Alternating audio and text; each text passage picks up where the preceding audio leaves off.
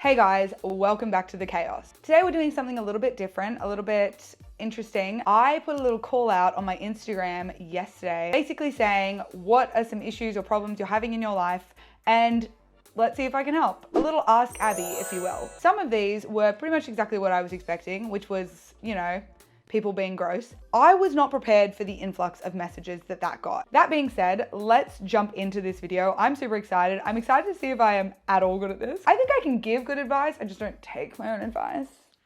None of what I'm about to say should be taken as any kind of professional advice. I cannot stress that enough. Anyway, let's jump into it. Flew halfway around the world to ask my best friend out to discover halfway that she might be secretly seeing someone. Whoa, there's a lot going on here. My first question is, did you have plans to fly halfway around the world? Like, I need more info on this. Did you have plans to fly halfway around the world to visit your friend and then decided, oh, I'm gonna ask her out whilst doing it? Or did you decide, no, I want to go see her to ask her out? Did she know you were coming? Did she know that you have feelings for her? Also, might be secretly seeing someone. Like, what does that mean? Like, you found out like tidbits that she might be seeing someone or she might not. My other thing is, like, does she know about the feelings? Like, is this a situation where it's like you both have spoken about it and you wanted to, but then she moved across the world and you were like, oh shit, we can't. And then you decided, fuck it, you want to be with her? Because very different story. Is it that? Because if it's that, then I would say maybe she didn't know that you would actually be willing to move overseas or do long distance. If it is what I think it might be, which is you have had feelings fester for your best friend for a long time, and she moved and you realized that like you wanted to be with her and she had no idea. If it is that situation, what are you doing? In the most respectful way possible, my friend, what are you doing? You don't do these grand gestures unless you know how they're going to be received. Grand gestures mean something when you know how they're going to be received, or if you know that those feelings are at least reciprocated. When you know that your feelings are reciprocated, then that gesture is so beautiful and wonderful and sweet. If it is a situation of you are not sure if those feelings are reciprocated, but you want to be with her and you want to ask her and have that conversation and ask her out, I get it. Just know that I am not judging you having those feelings that may or may not be unrequited. All I'm saying is flying halfway across the world without knowing how that's going to go is a big leap of faith. The other part of your message said that she might possibly be seeing someone in secret. If she didn't know about your feelings, that's completely fine. She's allowed to see someone. Even if she did know about your feelings, that's also completely fine. If she knew that you had this plan to come over and ask her out and was secretly seeing someone and didn't tell you, that's where I have a problem. Like, if she knew that you wanted to come over and ask her out and she reciprocated that and led you on and told you like, yes, come here, we'll be together. And then you were like halfway there and found out that she was seeing someone and didn't tell you, fucked up. That's not okay. I have an issue with that. If it is any of the other situations that I've said, my biggest thing would be like, before you make the grand gesture, just find out what's going on. Being on both ends of that, I will firsthand tell you, the best thing I can advise is like, don't do the big thing unless you're sure you know how it's gonna play out. Let's go on to the next one. I still think about my ex, even though I'm in a relationship for the past 8 months. Oh boy. I think, okay, this is probably gonna be an unpopular opinion and I'm aware of this. I think thinking about an ex is not a bad thing. A friend of mine put it really well a very long time ago. I had just had my first ever breakup, like my first full-on relationship breakup. I think like 8 months later, I was dating someone new and I was talking to my friend about it and I was like, look, sometimes I still think about my ex. And my friend was like, do you think about her in like wanting to go back to her? And I was like, no, just thinking about like memories of ours and all of that. She said, yeah, of course you do.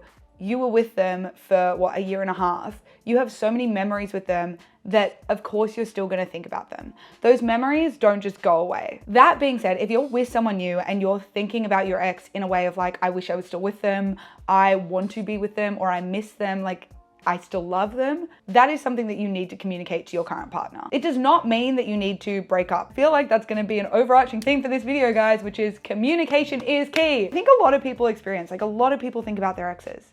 It's like one of those unspoken about things in society where we're like, oh, can't talk about that. It's like, yes, you can.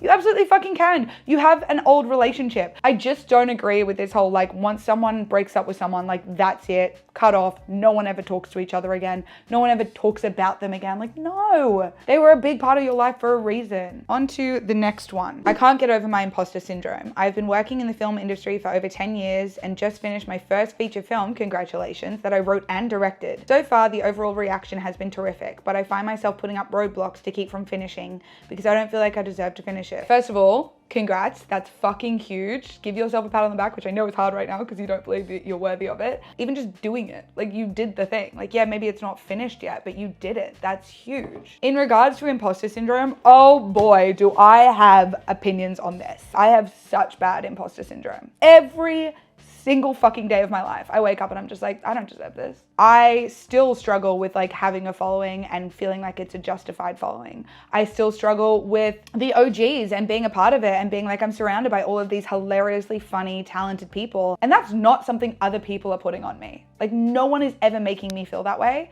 It is something that I am putting on myself. I wish I had the quick fix for you, babes. I wish I could just be like, yeah, so just instead wake up every day and go, I am not an imposter, and you're fixed. Like, no, not at all. I'm still working through it. Every single day I am working through it. I think with imposter syndrome, it's like realizing how much you've done to get there. For me, that's something I really struggle with because I don't feel like I've done a lot to get here. With someone like you who's worked in the industry for 10 years, you just wrote and directed a feature film that people are giving great praise to.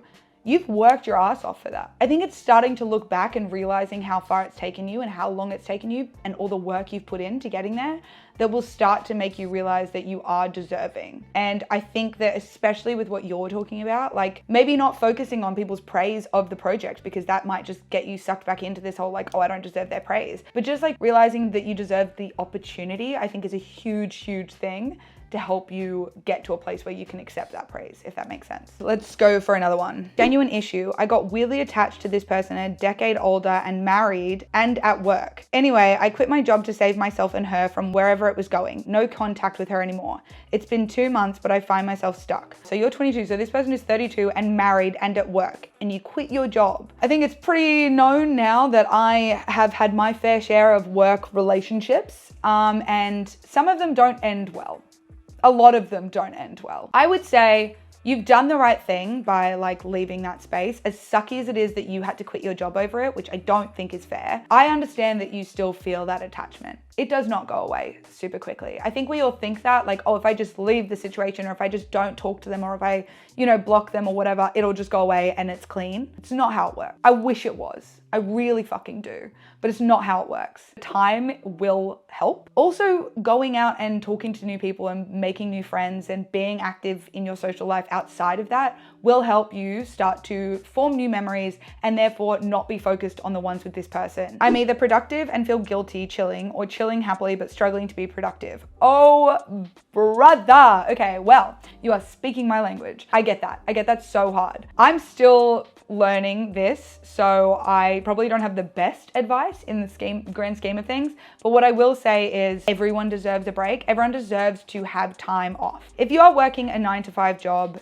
you should have time in between that to do your own thing, to read a good book, to go hang out with friends, to do a hobby of yours, to pursue an interest, something.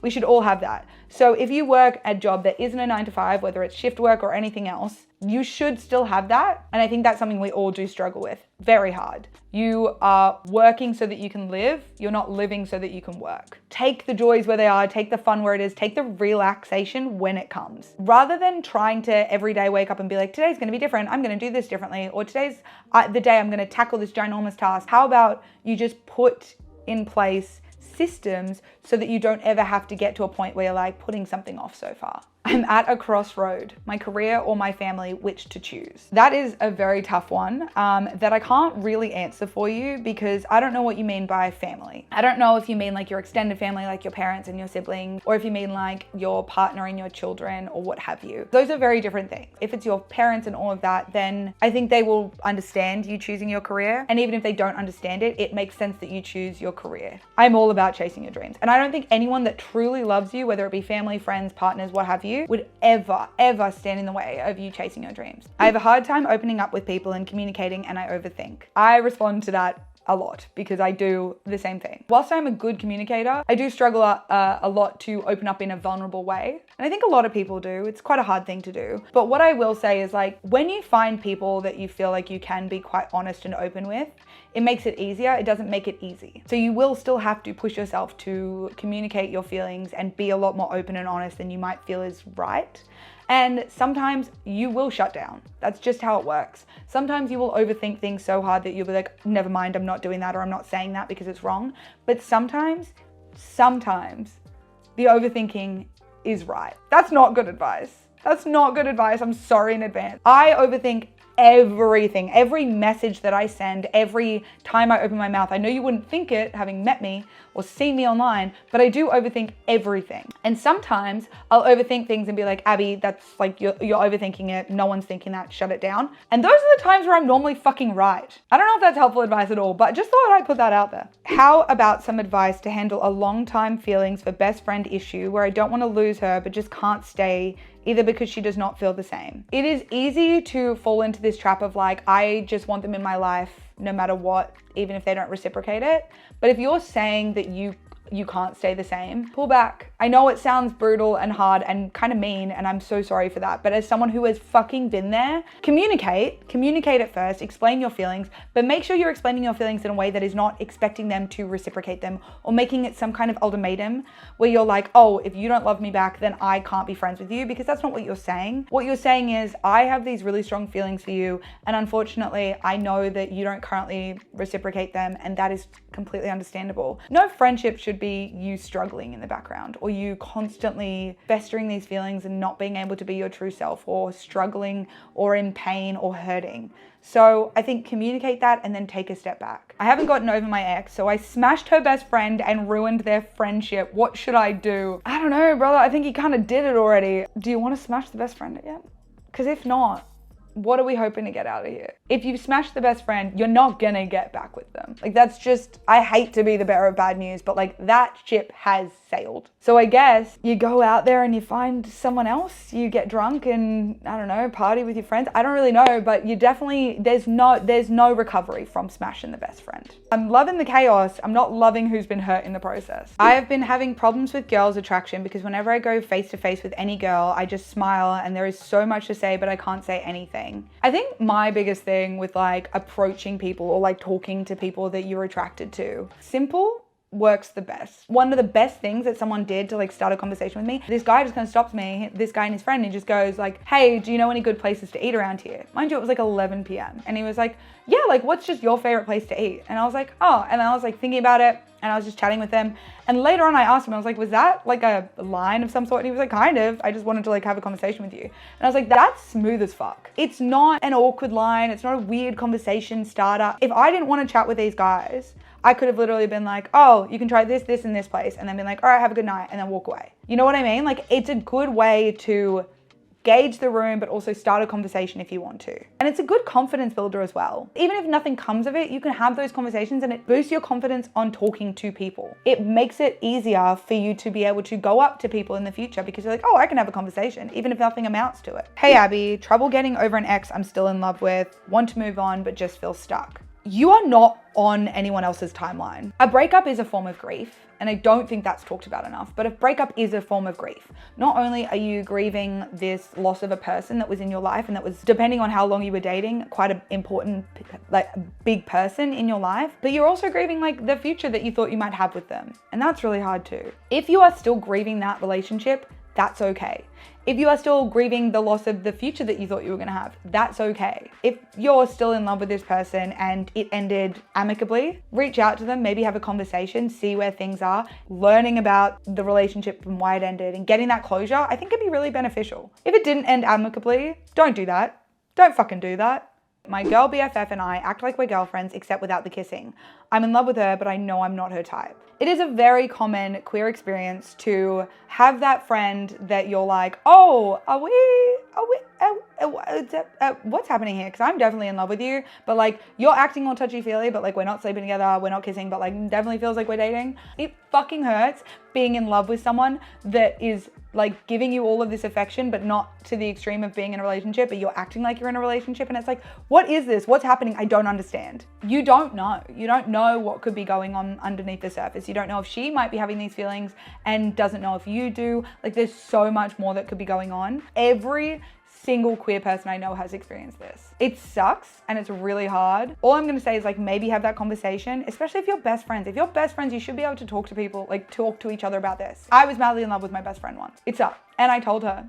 And she did not feel the same way. But you know what? I told her and we were able to communicate about it and continue our friendship. Rejection fucking sucks. That being said, it's unavoidable. Don't avoid talking about something from the fear of rejection. You're only gonna learn and discover that like, okay, cool, this is not gonna happen. I now know that and I have clarity over this situation and I can pull back and get peace with that. Thank you to everyone who sent in messages with your issues or problems that you wanted my advice on. There was so many more than what I was able to get to in this video. So if you guys would like more of these videos, let me know. I'm not sure if this helped literally anyone. It could be one of those things that people are like, this was the most useless advice thing I've ever seen. Let me know in the comments if you want me to do another one of these. If I didn't get to yours, maybe I'll get to it next time if I do another one. Stay safe out there. Love you all. All right, bye.